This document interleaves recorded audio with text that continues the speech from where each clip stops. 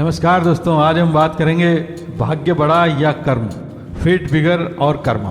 दोस्तों, अगर आप पहली बार इस चैनल को देख रहे हैं या आपने अभी तक इसे सब्सक्राइब नहीं किया है तो ये दाईं तरफ की स्क्रीन पर दिख रहा सब्सक्राइब का बटन दबाकर इसे अभी तुरंत सब्सक्राइब करिएगा और बेल आइकन भी दबाइएगा और अपने नोटिफिकेशंस ऑन रखिएगा ताकि आपको हमारे नए आने वाले वीडियोस के बारे में पता लग सके। दोस्तों, आज का ये विषय बड़ा ही ज्वलंत है। हर आदमी इसके बारे में जानना चाहता है। प्राय लोगों के मन में कर्म और भाग्य को लेकर एक प्रकार का द्वंद्व देखा जाता है। कुछ सवाल हैं जो हर आदमी अपने आप से कभी न कभी पूछता ही है। पहला, भाग्य बड़ा या कर्म।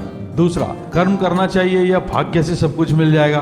तीसरा, अगर भाग्य से ही सब कुछ मिल जाएगा तो कर्म करने की क्या जरूरत है, हमें अपने घर ही बैठ जाना चाहिए। चौथा, अगर कर्म से ही सब कुछ मिलता है तो कुछ लोग जिनके कर्म कुछ भी नहीं है कैसे अमीर बनकर बैठे होते हैं। पांचवा, जो अमीर के घर में पैदा हुआ है क्या उसका भाग्य प्रबल नहीं है। छठा, कुछ चतुर लोग कहते हैं कि जीवन में जो कुछ होना होता है वह सब कुछ ब्रह्मा जी ने पहले से ही आपके माथे पर लिख दिया है और कुछ लोग उस माथे के लिखे को बचवाने के लिए, जानने के लिए ज्योतिषी आदि का भी सहारा लेते हैं। दोस्तों, इन सवालों के जवाब आपको इस वीडियो के अंत तक एक एक करके मिल जाएंगे। वीडियो को अंत तक देखिएगा, अन्यथा कई चीजें छूट जाएंगी। अक्सर किसी सफल व्यक्ति के लिए हम लोगों को कहते सुनते हैं कि वो बड़ा लकी है, बड़ा भाग्यशाली है, और इसका उल्टा भी होता है। किसी के फेल होने पर कहा जाता है कि उसका भाग्य खराब है।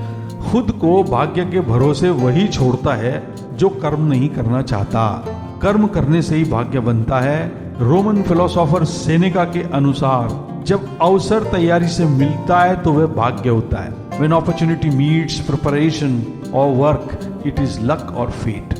इसलिए कर्म अक्सर भाग्य से बड़ा होता है। जिसको कर्म में जितना विश्वास है वह व्यक्ति उतना ही सफल होगा।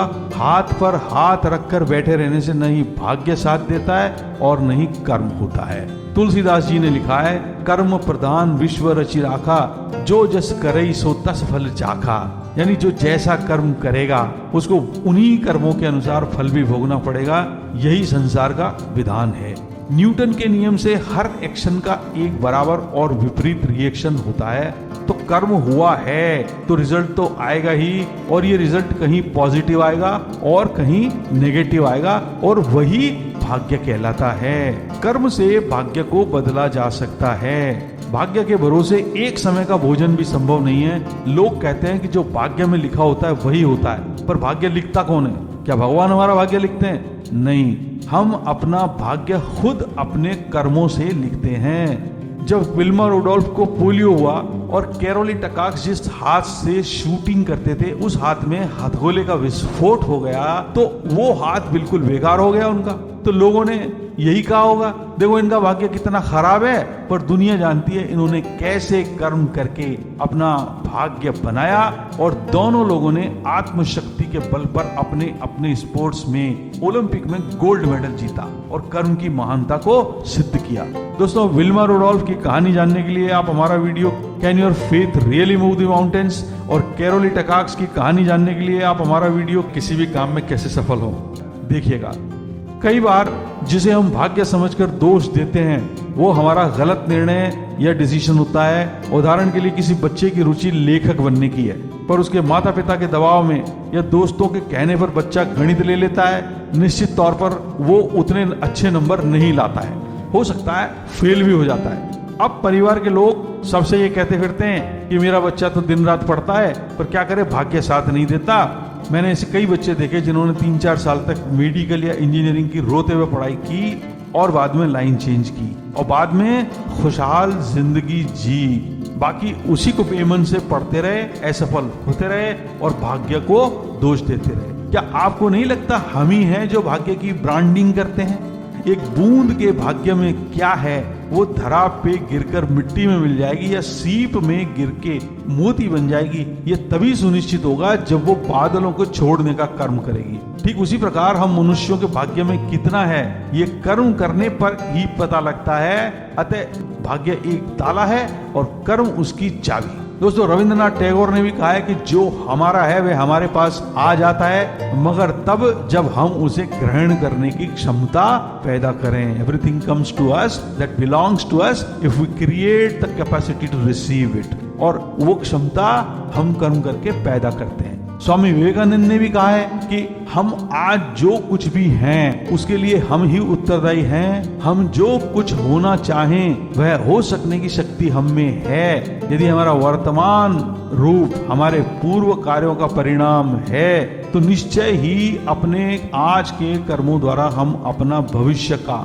देखा हुआ भावी रूप भी बना सकते हैं। इसलिए हमें कर्म करना सीखना चाहिए। ये बात हो गई कि भाग्य और कर्म में कौन बड़ा और भाग्य या कर्म कैसे काम करते हैं। अब हम बात करेंगे कर्म के बारे में।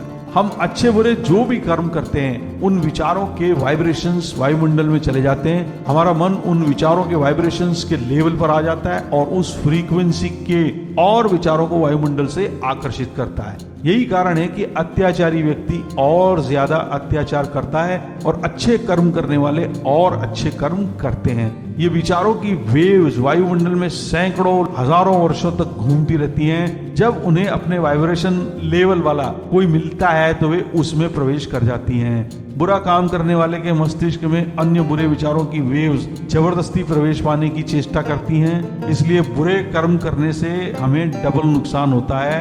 एक तो हम अपने लिए एक बुरा फ्यूचर खुद ही पैदा करते हैं और दूसरे के बुरे विचारों के लिए हम अपने मस्तिष्क का दरवाजा खोल देते हैं और हम उन बुरे विचारों से और बुराई को जन्म देते हैं। इनका दूसरे लोगों पर भी प्रभाव पड़ता है। हो सकता है हमारे विचारों से लोग 100 साल बाद प्रभावित हों। बुराई से हम अपना और पराये दोनों का नुकसान करते हैं। इसके विपरीत भलाई से हम अपना और पराये दोनों का भला करते हैं। कर्म योग के अनुसार एक बार किया हुआ कर्म बिना फल दिए नष्ट नहीं हो सकता। प्रकृति की कोई भी शक्ति उसे अपना फल देने से नहीं रोक सकती। यदि किसी ने पाप किया है तो उसे उसका फल भोगना ही पड़ेगा। इसी तरह किसी ने पुण्य किया है तो उसे कोई शक्ति उसके शुभ फल देने से रोक नहीं सकती। आपने पिछले जन्मों में जो कर्म किए थे उनसे ही आपका भाग्य बनता है। अब कर्म के बारे में एक अत्यंत महत्वपूर्ण सवाल यह आता है कि क्या कोई भी कर्म पूर्ण रूप से शुभ या अशुभ है? नहीं है। जब आप बोलते हैं तो वायुमंडल में जीवाणुओं का नाश होता है। अतः हमारा बोलना आपके और मेरे लिए तो अच्छा हो सकता है पर जीवाणुओं के लिए नहीं है। इसी प्रकार जब आप चलते हैं तो चींटी जैसे कितने सूक्ष्म प्राणियों की आप हत्या करते हैं। पानी को आरो करके पीते हैं तो कितने सूक्ष्म जीवाणुओं की हत्या करते हैं। सब्जी खाते हैं तो पौधे के अंग काट कर खाते हैं। नॉनवेज खाते हैं तो जानवर की हत्या करते हैं। आप जो आपके सामने हो रहा है वह देख सकते हैं, जो आपके सामने नहीं यानी सूक्ष्म रूप में हो रहा है वह नहीं देख सकते। इसी तरह आपके पास जो पैसा आता है वह किसी और की जेब में से निकल कर आता है। अगर आप बिजनेसमैन हैं तो एक जगह से एक चीज लेकर दूसरे को बेचने में आपका जो प्रॉफिट है उसकी गिनती क्या है कि ये कितना होना चाहिए। एक ही चीज जिसका MRP 100 रुपए है मार्केट में 60 रुपए से लेकर 100 रुपए तक बिकती है। तो इसमें बिना पाप के सही रेट किसका गिनेंगे?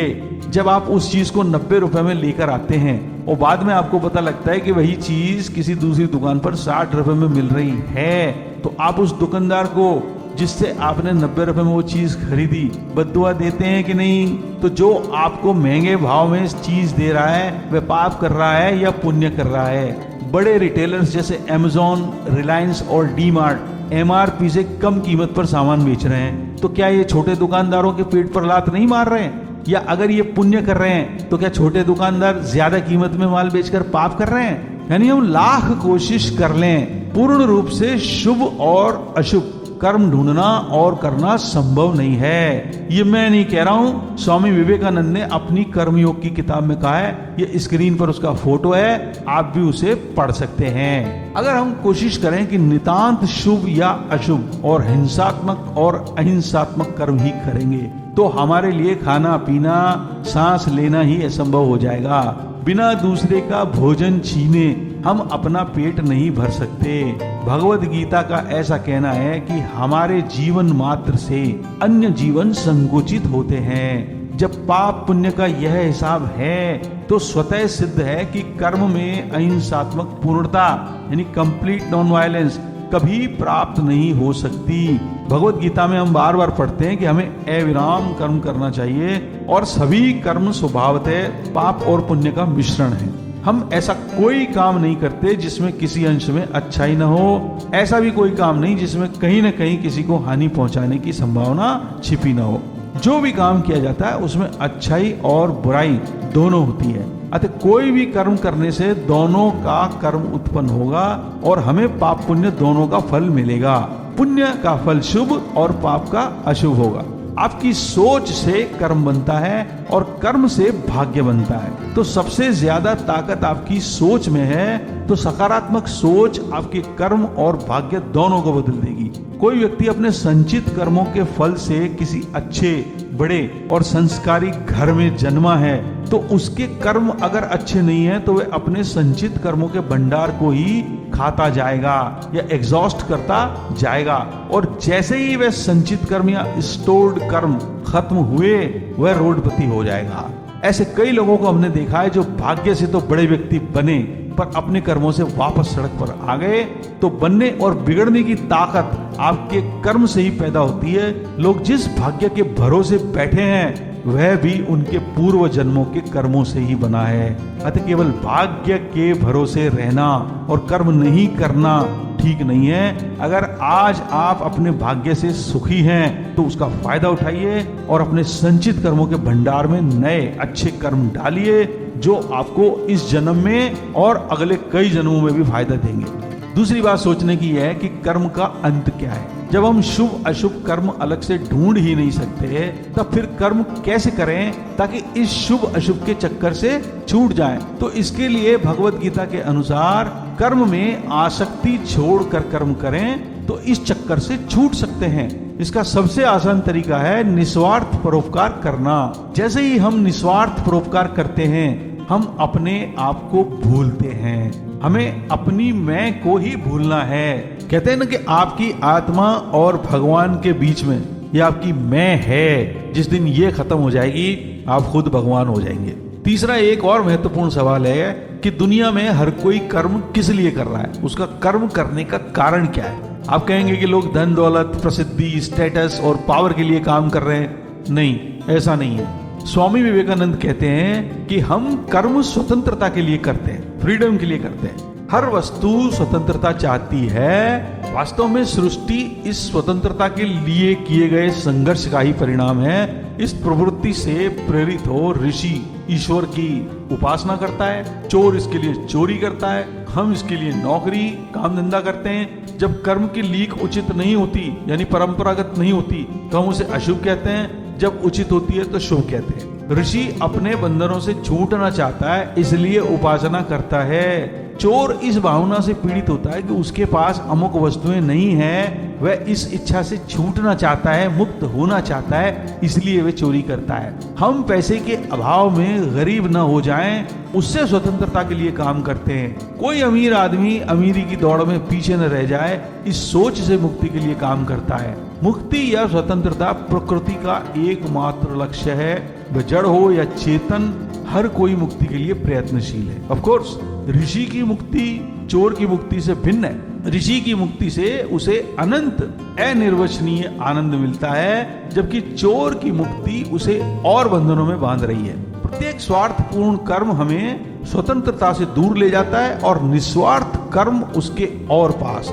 हर धर्म में यही कहा गया है कि निस्वार्थ सेवा करिए, कर्म करिए। मनुष्य के कर्म चलते ही रहते हैं, इसलिए ये कर्म संचित होते रहते हैं। उनका जब तक फल नहीं मिल जाता वे संचित ही रहते हैं। ये मृत्यु के बाद भी कारण शरीर में संचित होकर जाते हैं और अगले जन्म में व्यक्ति के साथ आते हैं। ये उसके साथ बीज के रूप में रहते हैं। बीज को जैसे उचित परिस्थितियां मिलने पर वह अंकुरित होता है, इसी प्रकार कर्म भी उचित परिस्थितियां मिलने पर समय से प्रतिफलित होते हैं। कई लोग इन संचित कर्मों को मनुष्य के संस्कार भी कहते हैं। ये संचित कर्म ही हमारे भाग्य हैं। ये कर्म जब फलित होते हैं तो और कर्मों को जन्म देते हैं और वे फिर संचित होते हैं, फलित होते हैं। ये सब अनवरत चलता रहता है। परिस्थितियां बाहरी कारण होते हैं और कर्म आंतरिक कारण। हम परिस्थितियों या बाहरी कारणों को रोक नहीं सकते, पर अपने कर्म से उनके प्रभाव से अपने आप को बचा सकते हैं। जैसे बरसात पड़ी तो हम उसे रोक नहीं सकते, पर बरसाती या छतरी से अपने आप को बचा सकते हैं। मुश्किलें आई तो उन्हें रोक नहीं सकते, पर अपने साहस से उनका सामना करके अपने आप को उनके प्रभाव से बचा सकते हैं। परिस्थितियां कर्म से मिलकर ही भाग्य बनती हैं। भाग्य और प्रारब्ध में फर्क ये है कि संचित कर्म ही प्रारब्ध हैं, जिन्हें लोग गलती से भाग्य समझ बैठते हैं, और जो आपके भाग्य का एक छोटा सा हिस्सा है। आपका भाग्य प्रारब्ध और आपके आज जो कर्म हैं उनसे मिलकर बनता है। पुराणों से एक कहानी है कि एक बार नारद जी भगवान श्री हरि के पास बैकुंठ धाम जाकर बोले कि प्रभु, पृथ्वी पर अब आपका प्रभाव कम हो रहा है, धर्म पर चलने वालों को कोई अच्छा फल नहीं मिल रहा है और पाप करने वालों का भला हो रहा है। तो श्री हरि उनसे बोले, ऐसा नहीं हो सकता, सब कुछ नियति के अनुसार ही हो रहा है, कोई उदाहरण बताओ। तो नारद जी बोले, मैं देख कर आ रहा हूँ, पापियों को अच्छा फल मिल रहा है और धर्म पर चलने वालों को बुरा फल मिल रहा है। अभी अभी जंगल से आ रहा हूँ, वहाँ एक गाय दलदल में फंसी हुई थी, कोई उसे निकालने वाला नहीं था। तभी एक चोर वहां से निकला, तो वो उस गाय को बचाने की बजाय उसके ऊपर पांव रखकर दलदल फलांग कर चला गया, और आगे जाकर उसे सोने की मोहरों से भरी एक थैली मिली।